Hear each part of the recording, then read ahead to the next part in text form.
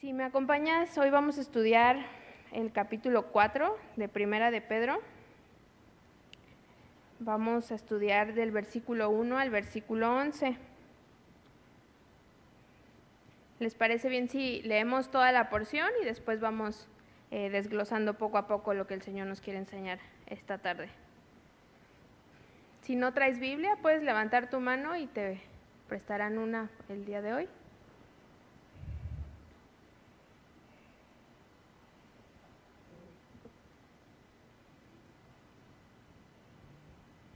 Y si ya estamos ahí en Primera de Pedro, capítulo 4, empezamos. Dice: puesto que Cristo ha padecido por nosotros en la carne, vosotros también armaos del mismo pensamiento, pues quien ha padecido en la carne terminó con el pecado, para no vivir el tiempo que resta en la carne conforme a las concupiscencias de los hombres, sino conforme a la voluntad de Dios.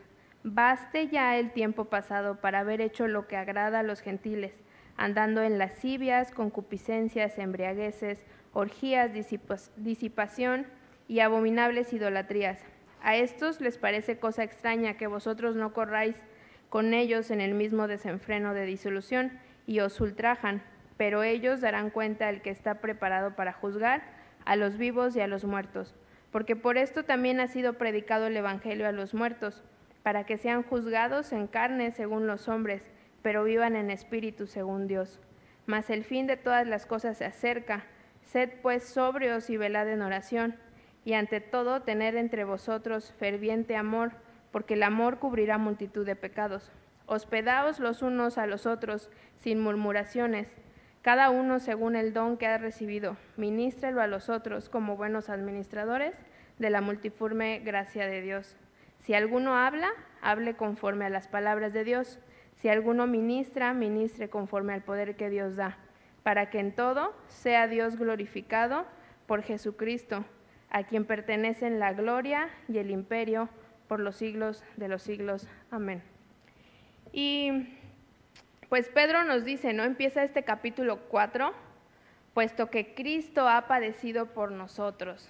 Y en este caso, pues vamos a decir por nosotras, ¿no? Estamos puras mujeres. Y la palabra puesto que podríamos decir que es dado que, porque Cristo ha padecido. ¿Qué es padecer?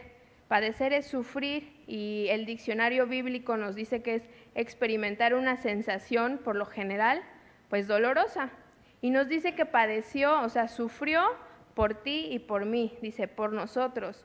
En el capítulo anterior veíamos, en Primera de Pedro 3:18, porque también Cristo padeció una sola vez por los pecados, el justo por los injustos, para llevarnos a Dios, siendo a la verdad muerto en la carne, pero vivificado en el Espíritu.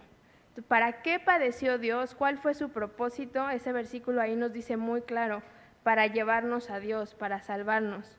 Si hoy tú y yo podemos tener esa relación con Dios, si tú has decidido creer y rendir tu vida a Cristo, es únicamente por ese sacrificio perfecto. Y nos dice que padeció en la carne. Nos hace ahora sí que hincapié en esto, ¿no? En Filipenses 2, si me acompañas a Filipenses 2, del versículo 5 al 8.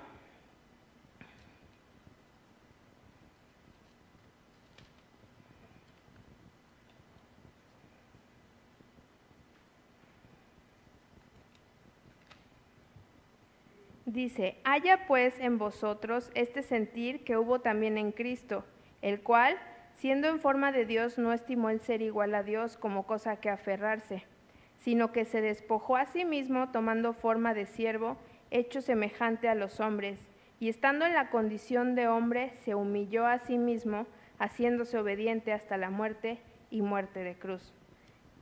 Dios se hizo hombre, se hizo como tú, estaba en la misma condición que tú y yo el día de hoy. O sea, él estaba en la condición, sí, es Dios, Jesús es Dios, pero se hizo hombre, y dice ese versículo que se despojó a sí mismo y se humilló. Entonces, él en la cruz sostuvo toda la ira de Dios, y si tú hoy estás padeciendo por algo, créeme que nada se va a comparar a lo que Cristo padeció por ti y por mí. ¿Para qué? para salvarte, para salvarnos, para abrir ese camino al Padre. Y nos dice, ahí en la porción que estamos estudiando, dice, vosotros también armaos del mismo pensamiento, pues quien ha padecido en la carne terminó con el pecado. Armaos del mismo pensamiento. Y esta palabra de armaos es como cuando los soldados van a la guerra y se arman y se ponen todo su armamento y se preparan para la batalla.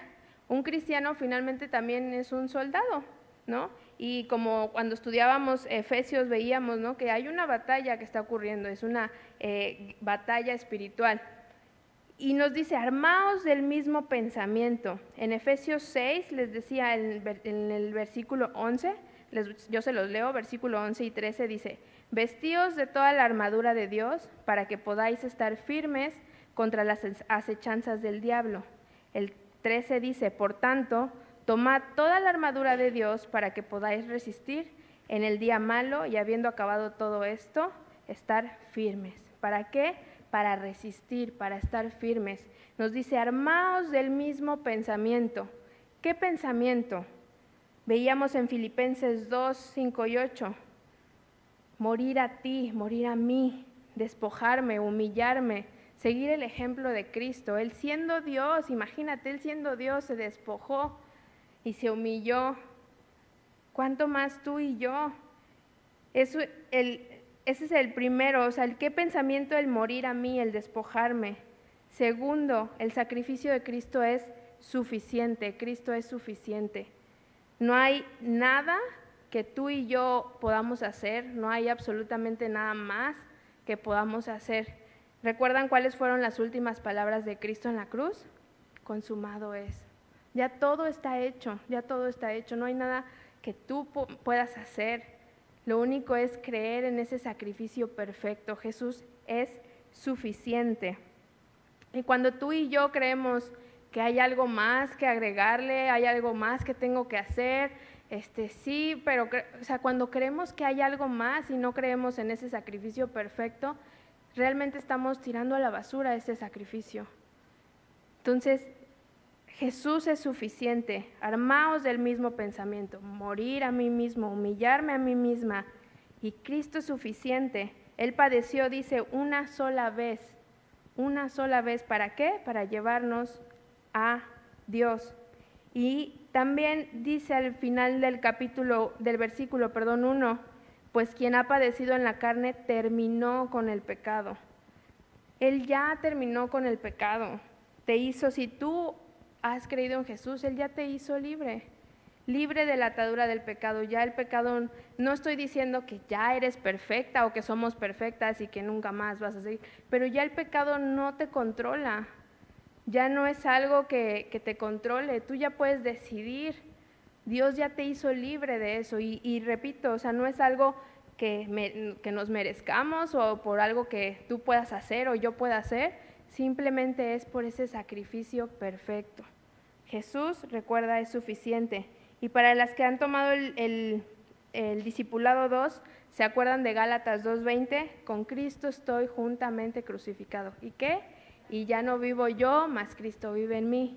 Y lo que ahora vivo en la carne, lo vivo en la fe del Hijo de Dios, el cual me amó y se entregó a sí mismo por mí. Jesús es suficiente. Con Cristo estoy juntamente crucificado.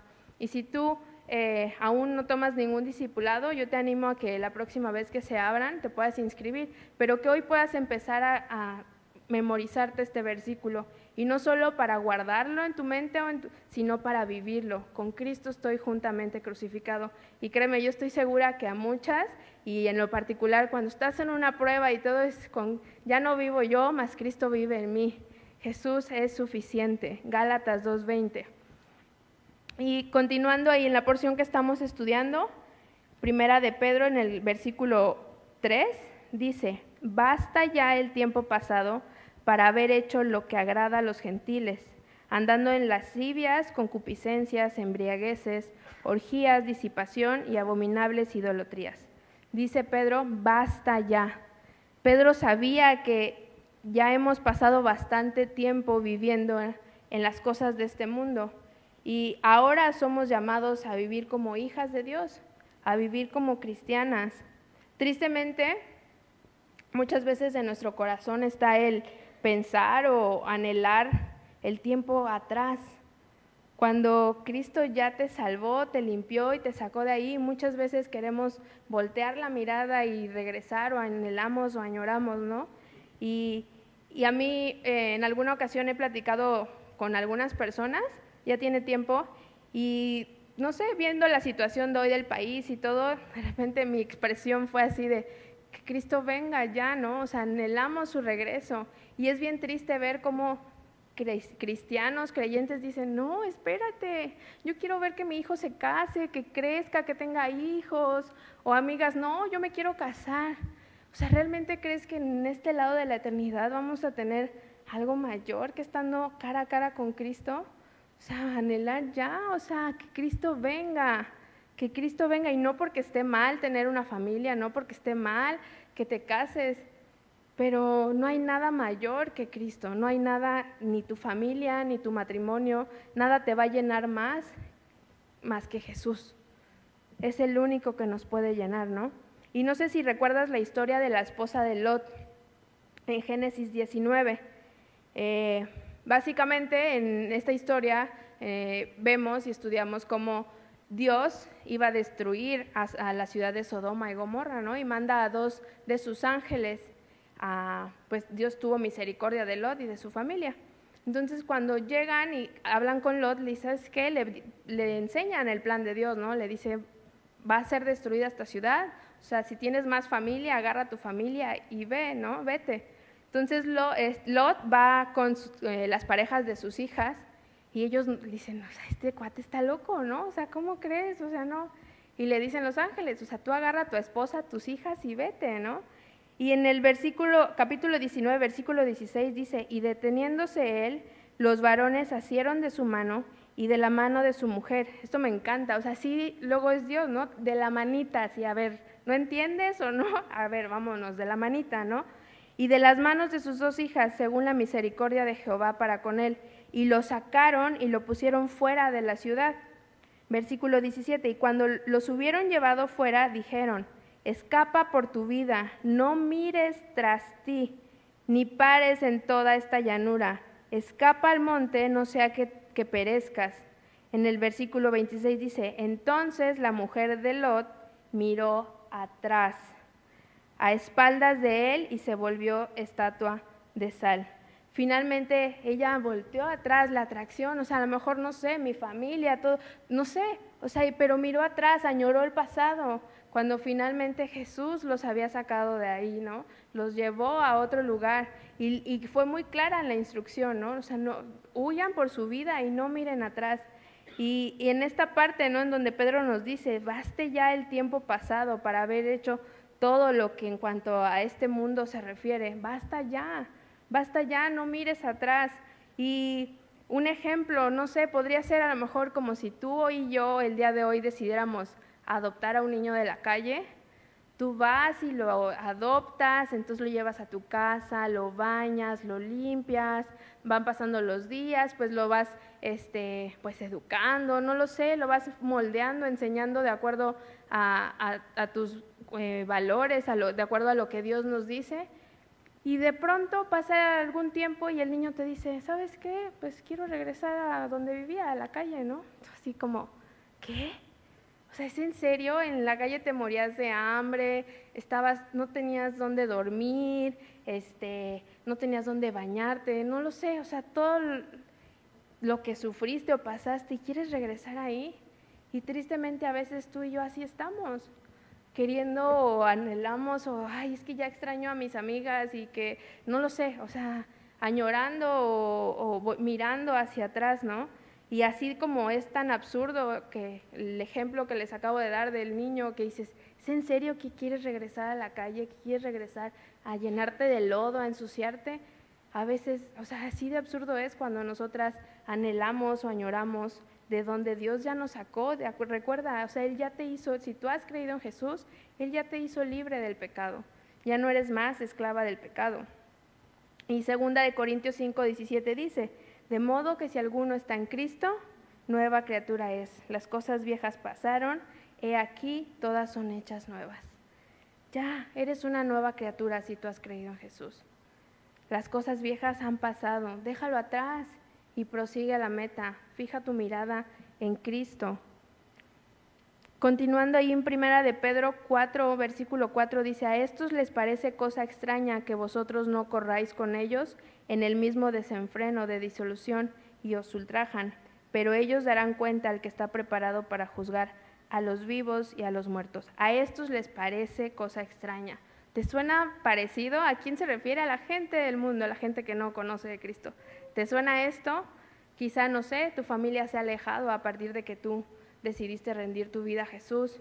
Quizá te han ofendido, te han despreciado. Quizá en tu trabajo dicen: oye, es bien rara, o sea, ¿qué onda con ella? ¿Por qué? O sea, comentamos, no sé, decimos un chiste así, no sé, con doble sentido y pues ella como que agarra y se va. O sea, ¿qué onda, no? O sea, ¿te han visto como bicho raro prácticamente o te han ignorado? ¿Te suena similar? A esto les parece cosa extraña, dice Pedro, que no corráis con ellos en el mismo desenfreno de disolución. Y ojo, porque no sé si recuerdas en estudios que hemos visto con el pastor Edgar nos decía, ¿no?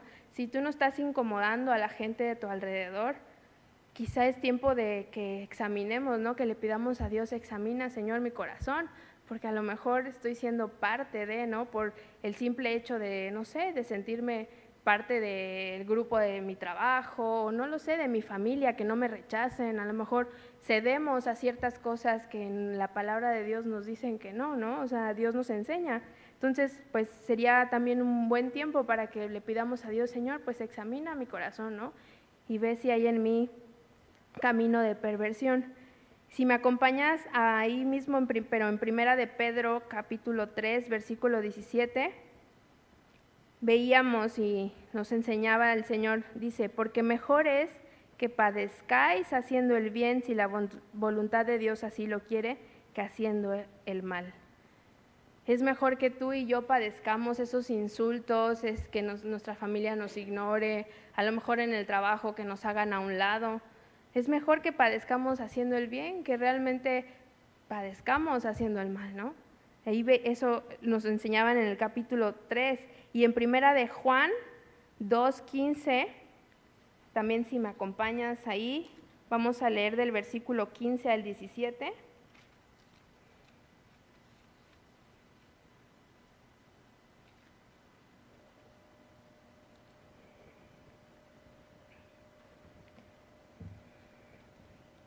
Nos dice: no améis al mundo ni las cosas que están en el mundo. Si alguno ama al mundo, el amor del Padre no está en él. Porque todo lo que hay en el mundo, los deseos de la carne, los deseos de los ojos y la vanagloria de la vida, no proviene del Padre, sino del mundo. Y el mundo pasa y sus deseos, pero el que hace la voluntad de Dios permanece para siempre. Nos dice, ahí nos da un mandato: no améis al mundo ni las cosas de este mundo, pero también nos da una promesa. Nos dice que el que hace la voluntad de Dios permanece para siempre. No amemos las cosas de este mundo, repito, fijemos la mirada en lo eterno, en Cristo.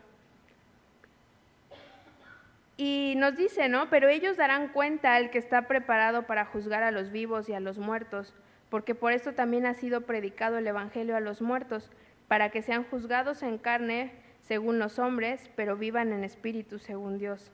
Todos seremos juzgados, eso es una realidad.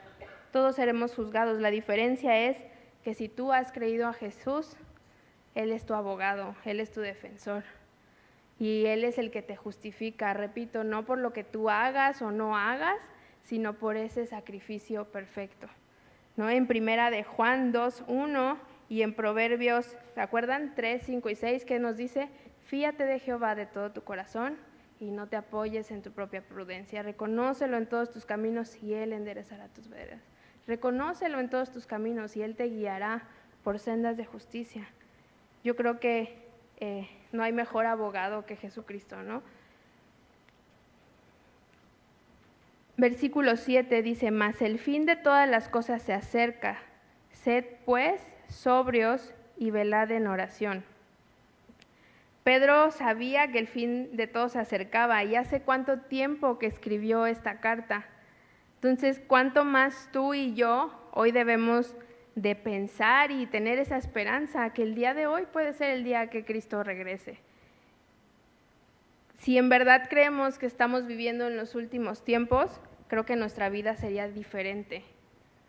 ¿Recuerdan que dice que el Señor vendrá como ladrón en la noche? Ahí un ladrón no te avisa, oye, voy a ir a robar a tu casa a tal hora, a tal día. O sea, no, claro que no.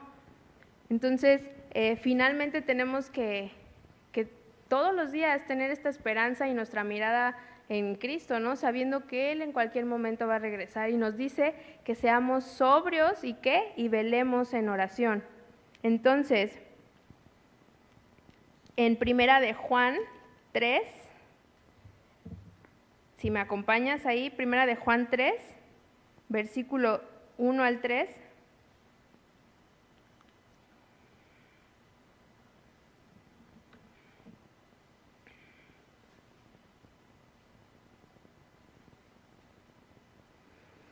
Mirad cuál amor nos ha dado el Padre para que seamos llamados hijos de Dios. Por esto el mundo no nos conoce, porque no le conoció a Él. Amados, ahora somos hijos de Dios y aún no se ha manifestado lo que hemos de ser, pero sabemos que cuando Él se manifieste, seremos semejantes a Él, porque le veremos tal como Él es. Y todo aquel que tiene esta esperanza en Él, se purifica a sí mismo, así como Él es puro. Y la Nueva Traducción Viviente dice, se mantendrá puro. Si tú y yo tenemos esta esperanza, si fijamos nuestra mirada en Él, que Él regresará por nosotros, por su iglesia, nuestra vida sería diferente. Y dice ahí que nos mantendremos puras. Pero me encanta que al principio dice, mirad cuál amor. O sea, fijar nuestra mirada ¿en qué? En el amor de Cristo, en el amor del Padre. ¿Qué clase de amor o qué tipo de amor? ¿Es ese amor ágape? Es el amor que dice, yo te amo a pesar de todo. Es el amor incondicional. Es el amor que lo da todo sin recibir nada a cambio. Y Jesús lo dio todo. Y no solo lo dio todo, se dio a sí mismo por ti y por mí.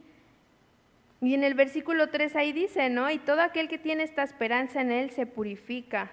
O sea, tenemos que fijar nuestra mirada en Él, tener esa esperanza. Y les decía, o sea, si Pedro hace cuánto tiempo escribió esta carta y él vivía con esa esperanza, ¿no? ¿Cuánto más hoy tú y yo debemos de pensar en esto, ¿no? Y meditar que Cristo viene pronto, ¿no? Nos dice, la palabra sobrio es tener la mente cabal, es decir, ser íntegros, justas, prudentes. Y nos dice velar en oración. Acompáñame regresando igual, más bien, acompáñame a Segunda de Pedro, allá adelantito de la porción que estamos estudiando. Segunda de Pedro, capítulo 3, versículo del 8 al 10.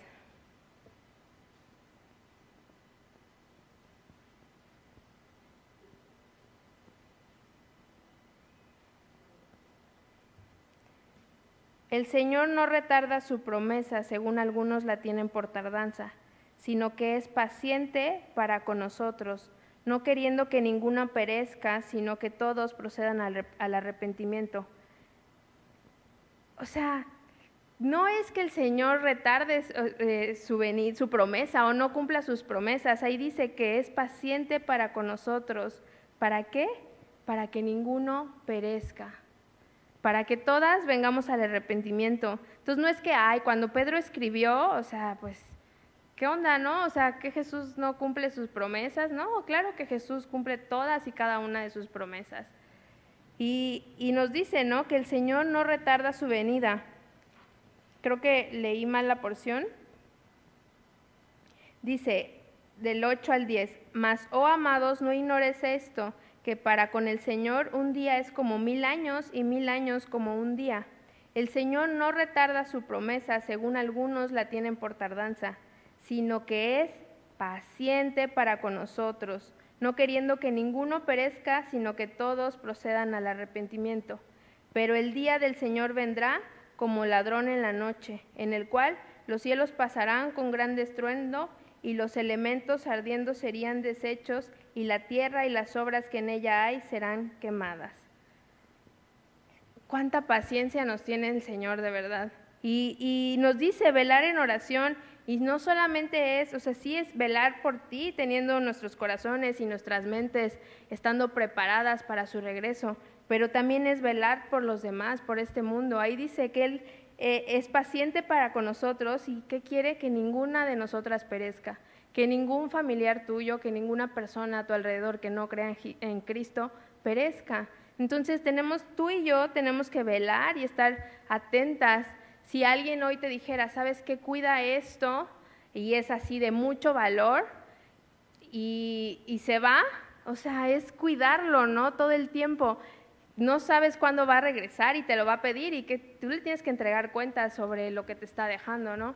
A diferencia que si te dijera, ¿sabes qué? Cuídamelo y yo voy a pasar el próximo viernes a las 5 de la tarde, pues a lo mejor lo dejas ahí arrumbado y te vas y haces lo que tienes que hacer y todo, y ya el viernes, ay, ¿a qué hora me dijo que iba a venir? Ay, a las 5, ay, y un poquito antes, ahí estás ya, ay, he estado todo el tiempo cuidando lo que me dejaste, y no, o sea, finalmente no sabemos cuándo el Señor regresará, lo único que sabemos es que Él regresará y que Él cumple sus promesas. Entonces fijemos nuestra mirada en eso, ¿no?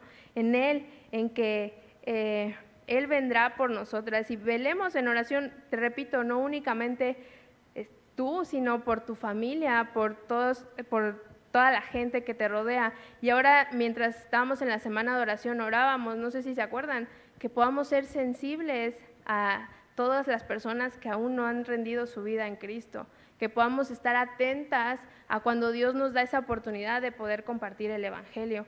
Finalmente, tú y yo sabemos el fin que les espera si ellos no creen y no se arrepienten. Y Dios murió por todos, y aquí mismo lo dice, o sea, Él no quiere que ni siquiera uno perezca. Entonces, que Dios nos pueda hacer sensibles, y a ti y a mí, para poder compartir su Evangelio, y podamos extender de esa gracia y misericordia que Dios te ha dado a ti y a mí, podamos extenderla a los demás. Y continuando ahí en el versículo 8 y 9, dice, y ante todo, tener entre vosotros ferviente amor, porque el amor, cubrirá multitud de pecados. Hospedaos los unos a los otros sin murmuraciones. Y ante todo, ¿qué? Tener entre vosotros ferviente amor. Si estos son los últimos días, ¿qué tan importante es amar a aquellos con los que vas a pasar el resto de la eternidad?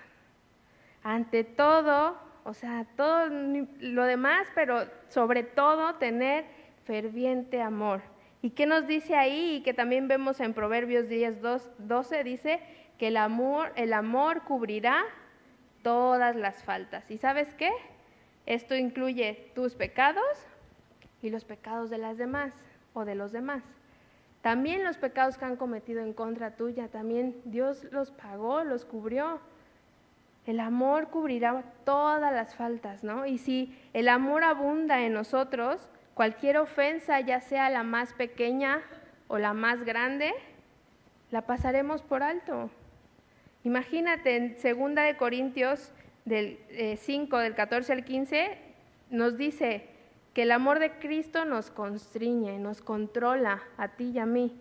Y también nos dice que murió por todos, para los que viven, ya no vivan más para sí, sino para aquel que murió y resucitó por ellos.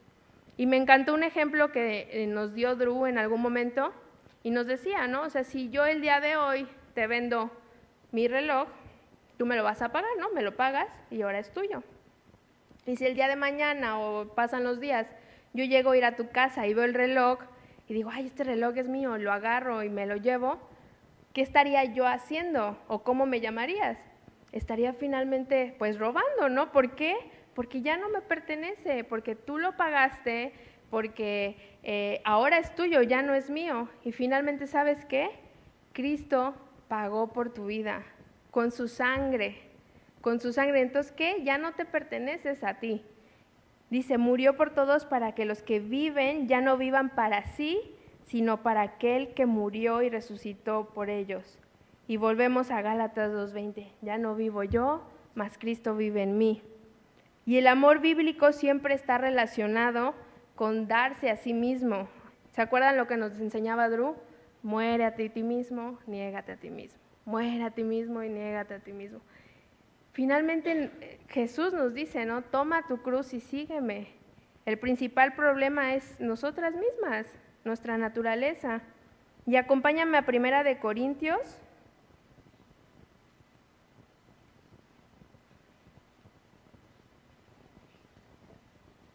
capítulo 13.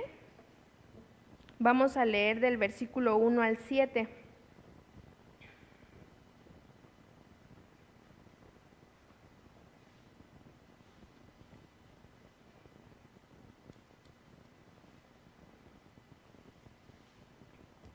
Dice, si yo hablase lenguas hermanas y angélicas y no tengo amor, vengo a ser como metal que resuena o símbolo que retiñe. Y si tuviese profecía y entendiese todos los misterios y toda ciencia, y si tuviese toda la fe, de tal manera que trasladase los montes, y no tengo amor, nada soy. Y si repartiese todos mis bienes para dar de comer a los pobres, y si entregase mi cuerpo para ser quemado y no tengo amor, de nada me sirve. El amor es sufrido, es benigno, el amor no tiene envidia, el amor no es jactancioso, no se envanece, no hace nada indebido, no busca lo suyo, no se irrita, no guarda rencor, no se goza de la injusticia, mas se goza de la verdad. Todo lo sufre, todo lo cree, todo lo espera y todo lo soporta. Y vamos a hacer un ejercicio que a lo mejor ya estando con el pastor Edgar lo has hecho y a mí me sacudió totalmente. Vamos a leer ahí el capítulo 13 del versículo 4 al 7, pero en donde dice el amor, le vas a poner tu nombre y vamos a continuar leyendo toda la porción. Dice, Daniela es paciente y bondadosa. Perdón, estoy leyendo otra versión. Daniela es sufrido, es benigna. Daniela no tiene envidia. Daniela no es jactanciosa, no se envanece. No hace nada indebido, no busca lo suyo. No se irrita, no guarda rencor. No se goza de la injusticia, mas se goza de la verdad. Todo lo sufre, todo lo cree, todo lo espera y todo lo soporta. Y a mí cuando Edgar nos hacía este ejercicio, realmente el Señor me sacudió, ¿no? Porque dices, no, Señor, yo no soy nada de eso. O sea, definitivamente no, y solamente es por su infinita gracia, como veíamos al principio y decíamos, es que hoy tú y yo podemos estar aquí. Por eso necesitamos abrazar ese sacrificio perfecto, por eso necesitamos refugiarnos en Jesús y decir, Señor, ya no vivo yo, mas Cristo vive en mí. Y cada día morir a ti misma, negarte a ti misma, sin importar las ofensas, lo que estés viviendo, las circunstancias. O sea, abraza ese sacrificio perfecto y de ahí no te sueltes. Jesús es suficiente para todo, para todo problema, para toda necesidad, para toda angustia. Jesús es suficiente. Y nos dice ahí en el capítulo que estamos estudiando, dice, hospedaos los unos a los otros sin murmuraciones. ¿Y sabes qué? El amor implica acción. En el versículo en 1 de Juan, si quieres yo se los leo, 1 de Juan capítulo 3, del 13 al 18, dice, hermanos míos, no os extrañéis si el mundo os aborrece. Nosotros sabemos que hemos pasado de muerte a vida en que amamos a los hermanos. El que no ama a su hermano permanece en muerte. Todo aquel que aborrece a su hermano es homicida, y sabéis que ningún homicida tiene vida eterna permanente en él. En esto hemos conocido el amor, en que Él puso su vida por nosotros. También nosotros debemos poner nuestras vidas por los demás.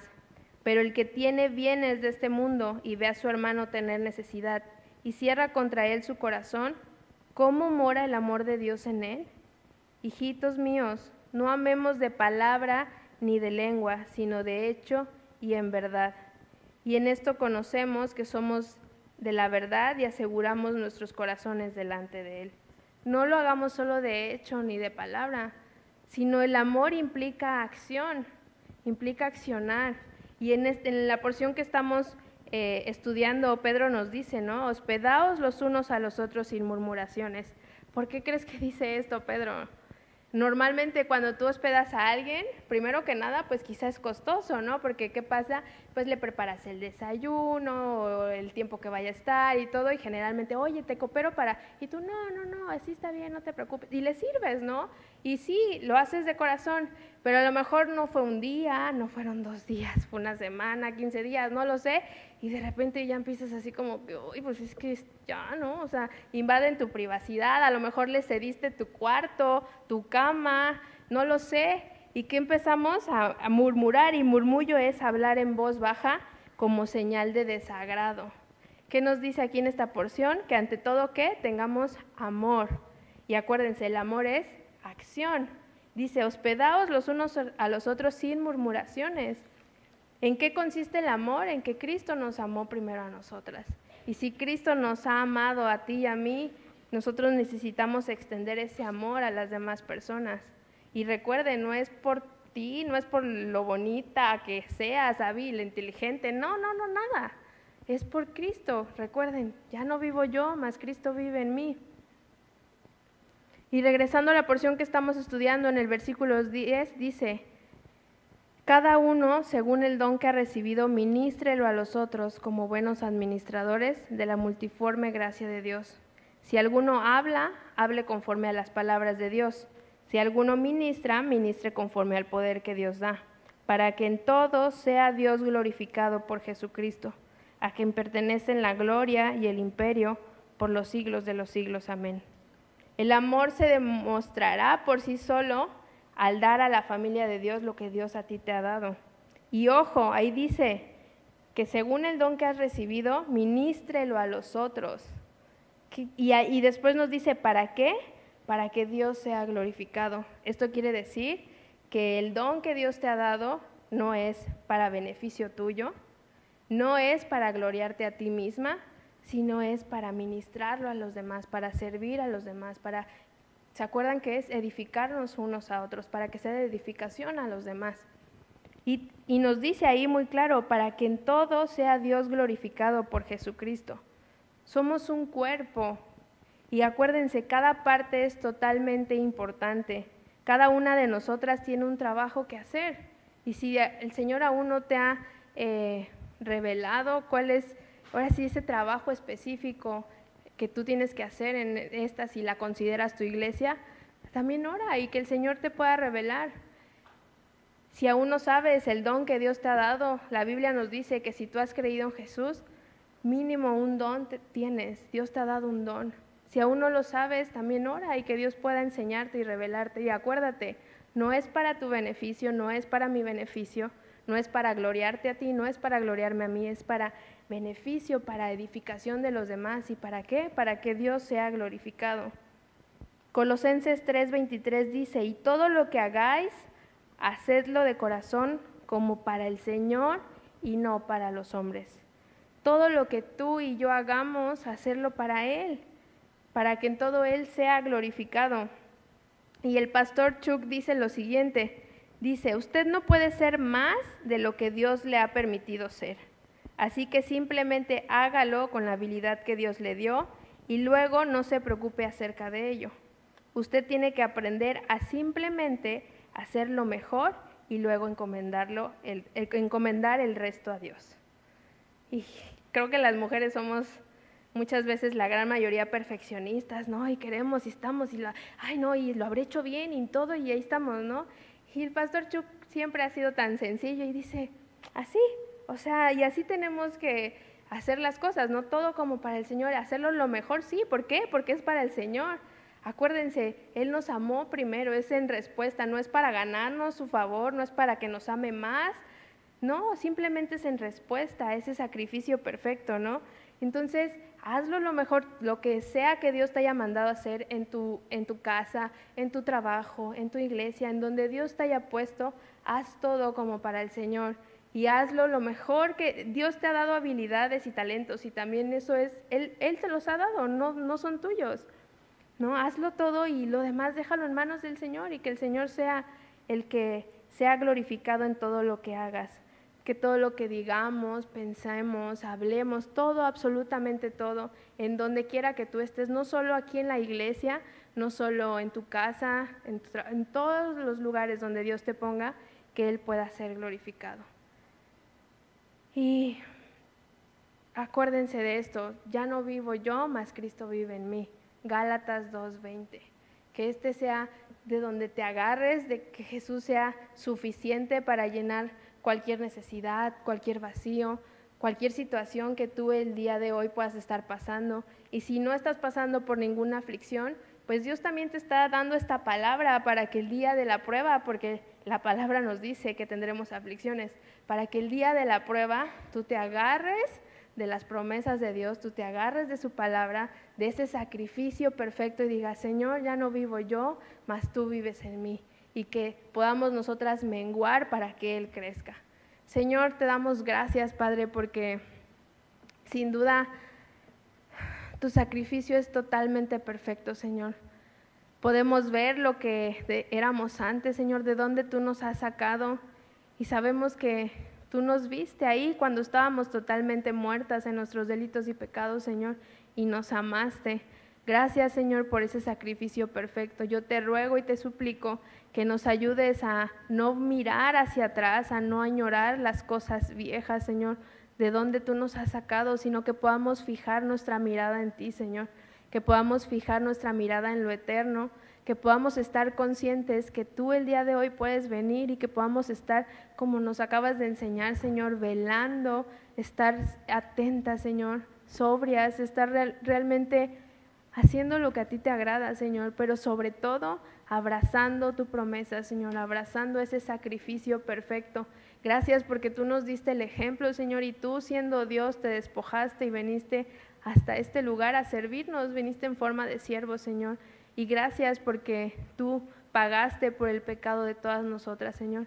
Hoy simplemente yo te ruego que podamos vivir cada día anhelando tu regreso, que podamos vivir cada día abrazando tu promesa, Señor, abrazando tu sacrificio, Señor, abrazando la cruz.